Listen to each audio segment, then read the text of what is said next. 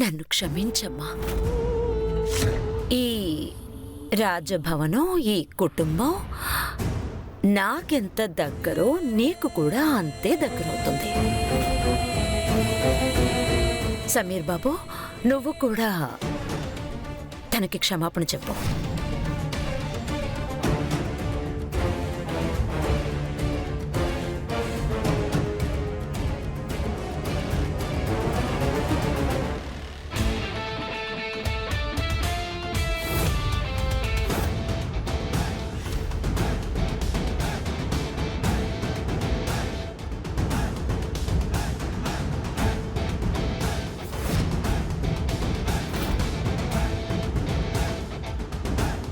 Sorry. ఏమన్నావు? నాకు సరిగ్గా వినిపించలేదు. I said I'm sorry. Sorry for what? అనవసరంగా ఇన్ని రోజులు నిన్ను ఇబ్బంది పెట్టినందుకు, ఏడిపించినందుకు sorry. Sorry. It's okay. Actually నేను నీకు థ్యాంక్స్ చెప్పాలి.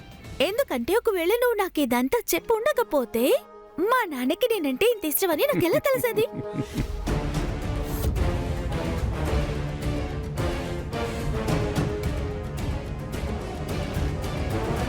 సరే, ఇప్పుడు అన్ని సమస్యలు పరిష్కారం అయ్యాయి కదా.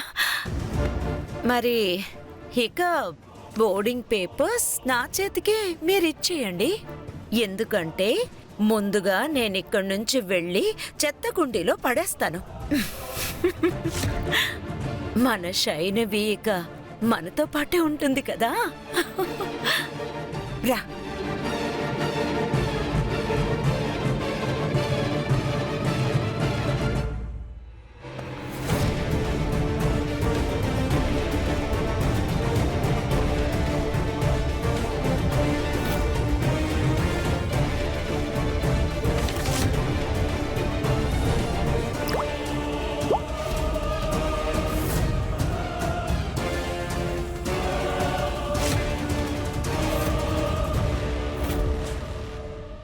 శరణ్ అన్నయ్యకి పాపం తెలియలేదనుకుంటా. మనం నీళ్లల్లో కలిపే ఎటువంటి రంగైనా సరే దాన్ని విడదీయొచ్చు. మనకి కావాల్సిందల్లా ఒకే ఒక్క చుక్క మాత్రమే. ఆ దుర్మార్గుడు శరణ్ మీ జీవితంలోని సంతోషాన్ని లాక్కున్నాడు. దీనికోసం నేను వాడి జీవితాన్ని ఎంత చీకటి చేస్తానన్నది వాడికి తెలియదు. అరే, మిగతా వాళ్ళ జీవితాలు ఎలా చీకటి చేయాలో తర్వాత ఆలోచిద్దాం. మన జీవితాలన్నీ చీకటి పడబోతున్నాయి. ఏమంటున్నారు మావయ్య? సారా ఫ్యాక్టరీ పేపర్లు మొత్తం ఇప్పుడు చరణ్ రూముకి వెళ్ళిపోయాయి.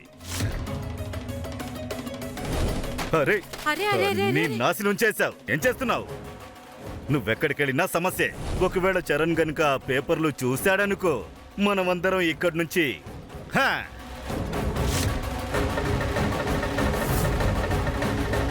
లేదు, నేనున్నంత వరకు ఎన్నటికీ ఇలా జరగనివ్వనా.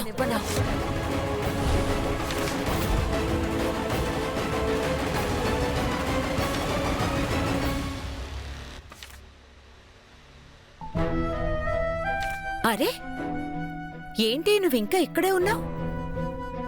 ఏమైంది? రా, నాతో రా. ఎందుకు తనకి సరి చెప్పమన్నావు?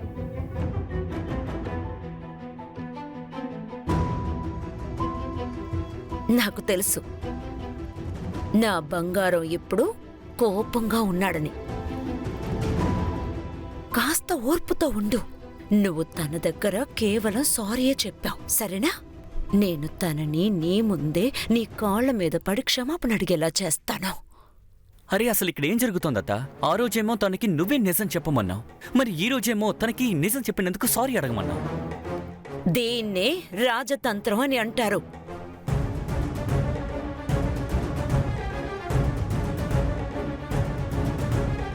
రాజతంత్రంలో ఎవరైతే సామర్థ్యంగా ఉంటారో వాళ్లే రాజవ్వగలరు. ఇప్పుడీ రాజభవనంలో ఆ శరణ్ అన్నయ్యే మహారాజుగా ఉన్నాడు కదా. కానీ స్కూల్లో ఎవరి రాజ్యం జరుగుతోంది? ఆ? నీ రాజ్యమే కదా. వెళ్ళు, ఆ శైనవికి దాని స్తోమతేమిటో అక్కడ తెలియజేయి.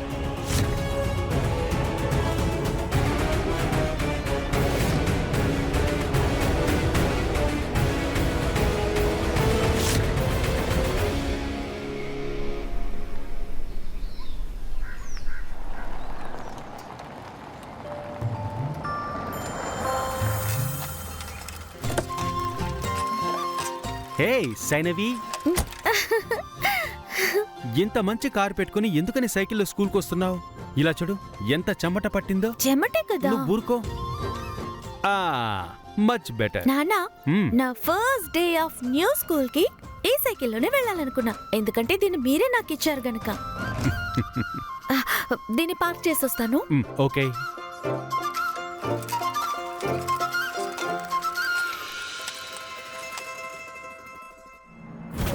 అవిక్ నా రెండు కళ్ళైతే, సైనవి నువ్వే నా హృదయం, నా గుండె తల్లి. ఎవరైనా నా నుంచి నా కూతుర్ని దూరం చేస్తే వాళ్ళు నా గుండెని, నా హృదయ స్పందనని ఆపేసినట్టే లెక్క.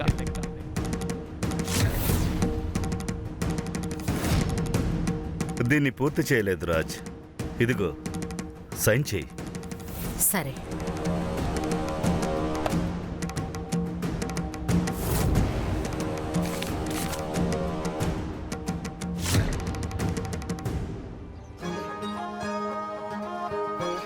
నాన్నా, ఇది మీ స్కూలే కదా నాన్నా?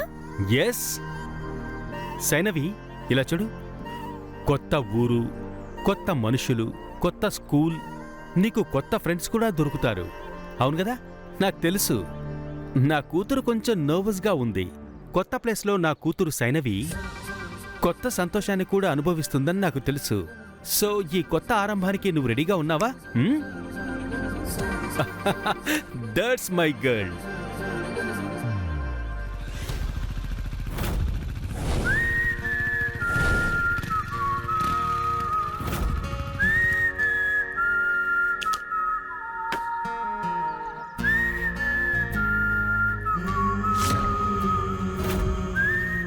రాయల్ వాళ్ళ పార్కింగ్లో ఈ సైకిల్ ఎవరు పెట్టారు? సరే నాన్నా, బాయ్.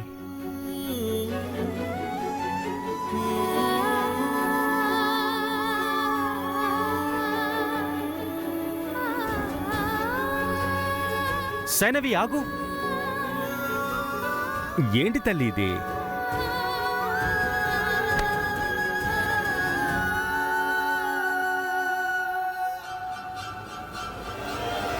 రేటిటు, ఆ సైకిల్ ఎవరు అక్కడ అటు చూడు, వీరగడికి కాబోయే రాజు అక్కడ అమ్మాయి షూలేస్ కడుతున్నాడు. అలాంటప్పుడు మనం ప్రతీకారం ఎలా తీర్చుకోగలం? భవనంలో మాత్రమే ఆయన వీర్గర్ మహారాజా. కానీ ఇది స్కూల్, ఇక్కడ రాజుని నేను. మరి ఎవరు పరిపాలిస్తారు? మనదే. ఎప్పుడు నువ్వు లేస్ కట్టుకోవడమే లేదు. చూసి జాగ్రత్తగా ఉండాలిగా. ఒకవేళ నువ్వు పడిపోతే? నన్ను చూసుకోవడానికి మీరున్నారు కదా నాన్నా, నేనెందుకు భయపడాలి? నేనెప్పుడు నీతోనే ఉంటాను, నీ నీడలాగా. అరే, క్లాసుకి లేట్ అవుతుంది, త్వరగా వెళ్ళు. సరే నాన్నా. బాయ్. నీ మనసులో ఏదో ఆలోచన ఉందనుకుంటాను. లేదంటే చదివిన దాన్నే మళ్ళీ మళ్ళీ చదవడం నీకు అలవాటు లేదు కదా. చదివానా? అవును, వీటన్నిటిని నువ్వు ముందే చదివేశావు. సైన్ చేయడం మాత్రమే మిగిలింది. మర్చిపోయినట్టున్నాను.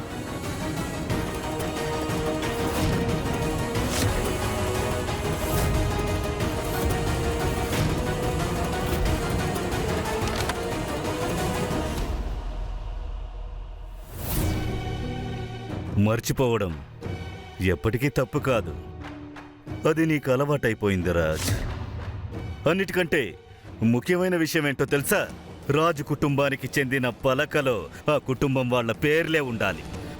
చరణ్ నిన్ను కాదని వాళ్ళ కుటుంబం కోసం నిన్నే వదిలేసి వెళ్ళాడు. ఆ విషయాన్ని నువ్వు మర్చిపోయావు. ఆ రోజైనా సరే, ఈ రోజైనా సరే.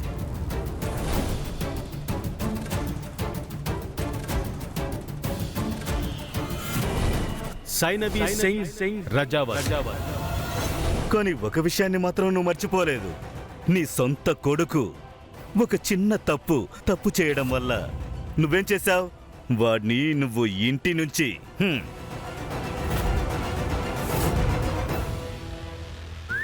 Hold this. సమీర్,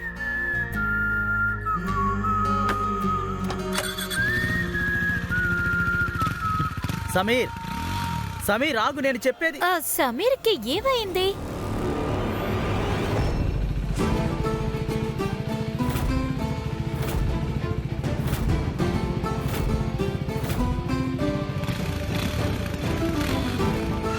ఏయ్!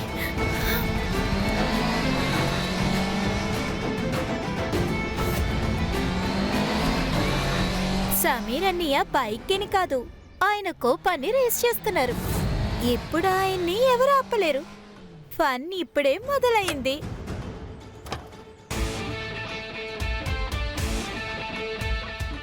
రాయల్ కుటుంబం యొక్క స్పెషాలిటీ ఏంటో తెలుసా నీకు? వాళ్ళు వాడే ప్రతి వస్తువు రాయల్ అయి ఉండాలి. కానీ ఆ సైకిల్ నీలా ఒక చెత్త కుండీలోనే ఉండాలి. అంతేకాని రాయల్ పార్కింగ్లో కాదు.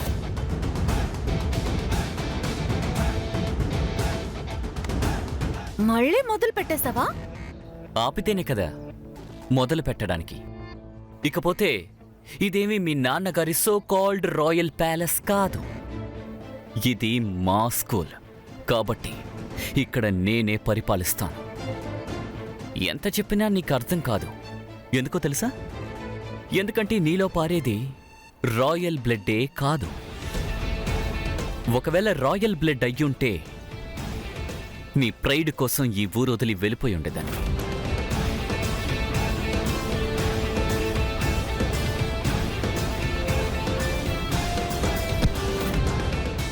ఏంటిది? ఇది నా file.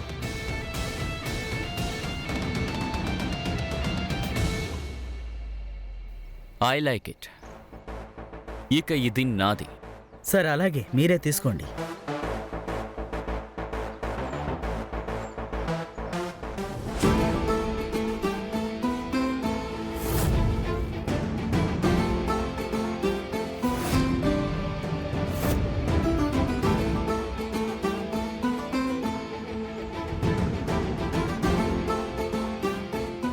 Smoking is injurious to health.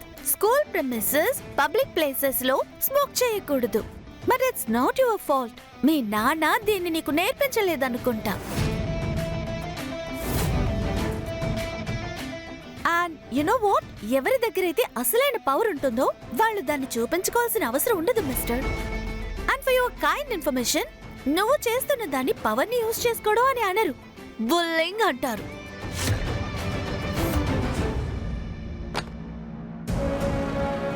నేను శరణ్ని పూర్తిగా నమ్ముతున్నాను. తను ఆ అమ్మాయికి చట్టాల గురించి చెప్తాడు. నమ్మకమా?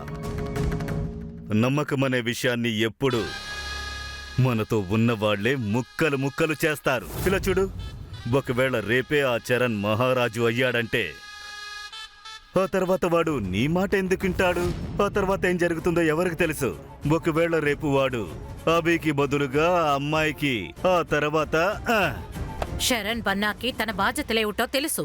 తను ఎప్పుడూ ఇలా చెయ్యడు.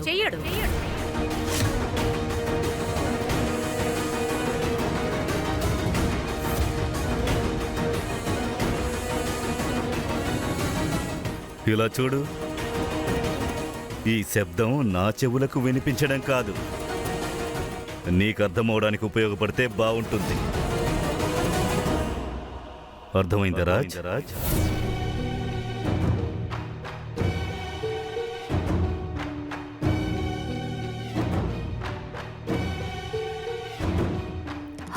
నన్ను క్షమించండి. నేను మీతో ఇలా మాట్లాడుండకూడదు. నేను బాధ్యతల బరువుని మోయలేకపోతున్నాను. నా మనసుని ఏదో తొలిచేస్తోంది. అందువల్ల ఇక నుంచి ఇలాంటి ముఖ్యమైన పత్రాల మీద శరణ్ సంతకం తీసుకోండి. ఇక నుంచి తను అన్నీ చూసుకుంటే నేను విశ్రాంతి తీసుకోవచ్చు. తీసుకోండి. వద్దు, ఈ విషయం నాకు వదిలేయండి. మొదటిసారి కదా, నేనే తనకి అర్థమయ్యేలా చెప్పి సైన్ చేయిస్తాను.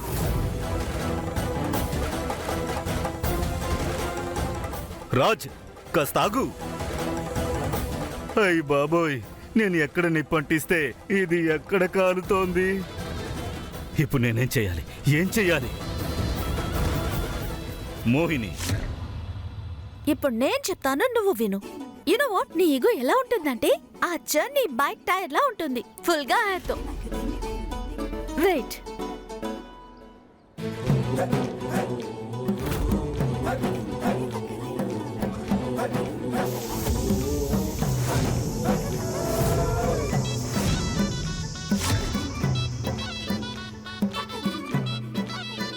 చూసుకో, గాలిపోయింది.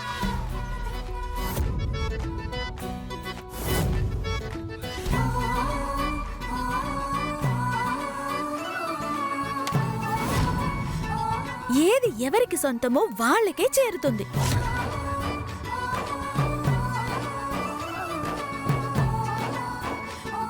ఇది నీది. నీ రైట్ కోసం ఎప్పుడు పోట్లాడాలి, ఎవరిని ఊరికే వదిలేయకూడదు.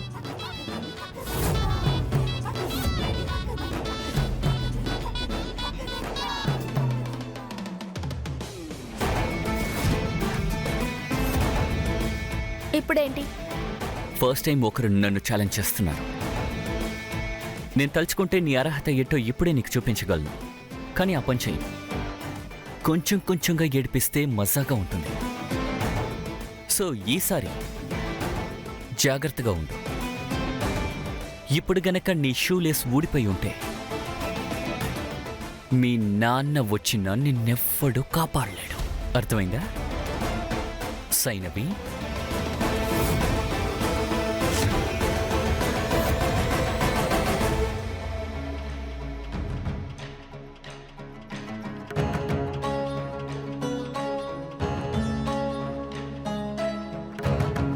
శరణ్ బన్నా, చెప్పండి అత్తయ్య. నీ దగ్గరికే వస్తూ ఉన్నాను. విషయం ఏంటో చెప్పండి అత్తయ్య. నీతో ఒక ముఖ్యమైన పనుంది. ఏంటది? సమయం ఆసన్నమైంది.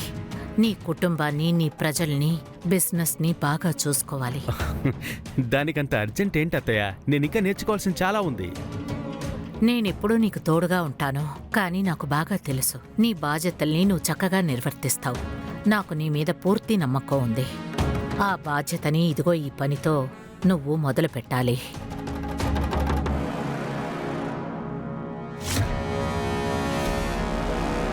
అరెరే, నాకు నాదిష్టే తగిలేటట్టుంది. అద్భుతం, చాలా బాగుంది. అక్క తమ్ముడు ఇద్దరు కలిసి సంతోషంగా ఉండండి. జీడిపప్పు ఏంటి, బాదం పిస్తా కూడా రప్పిస్తాను, కూర్చొని తినండి. ఆ తర్వాత మీకు వేరు చెనక్కాయలు కూడా. హే, ఏంటి, ఏమైంది మావయ్య? ఏంటి విషయం? పస్తులుండడమే కాదు, మనం పేదవాళ్లుగా జీవించలేం. ఆ సారా ఫ్యాక్టరీ పేపర్లున్నాయి కదా, అవి ఇప్పుడు చరణ్ దగ్గరికి చేరాయి. ఇకపై ఏం జరుగుతుందో తెలుసా? మనమందరం అరే ఆ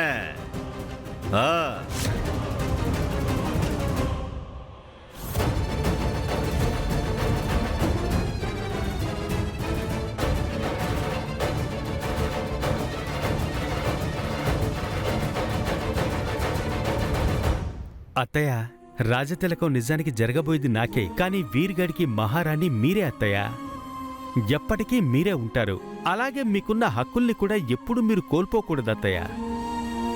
ఇప్పుడు కూడా నీ మొండితనాన్ని వదులుకోవా? నీకు చెప్పాను కదా, నేనెప్పుడూ నీకు తోడుగా ఉంటాను. కానీ మెల్లమెల్లగా నీ బాధ్యతల్ని నువ్వు స్వీకరించాలి. ముందు ఈ పేపర్స్ని బాగా చదివి పరిశీలించి ఆ తర్వాత సంతకం పెట్టు. ఇవి చాలా ముఖ్యమైనవి, తీసుకో. సరే అత్తయ్య.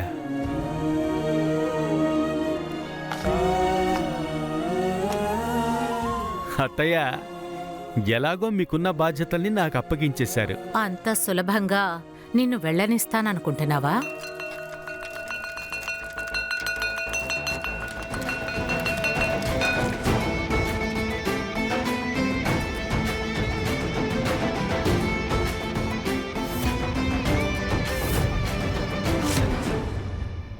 చెమట రాయల్ పీపుల్కి వచ్చినట్టే మిగతా వాళ్ళకు కూడా వస్తుంది.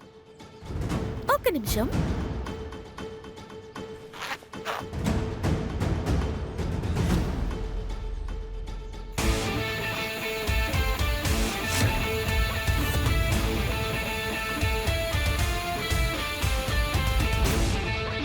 నాకు నీ స్మెల్ నుంచి ఎలా తప్పించుకోవాలో చాలా బాగా తెలుసు.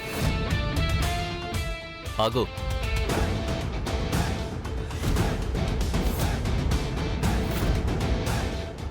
నువ్వు వాడే పర్ఫ్యూమ్ కూడా నీలా చీప్గా ఉంది.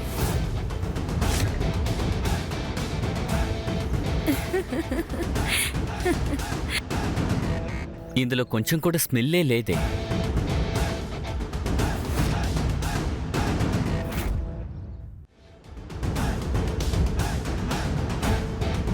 టీటూ, డ్రై క్లీనింగ్కి ఇచ్చి తీసుకో. కొత్త షర్ట్ కావాలని అడిగావుగా.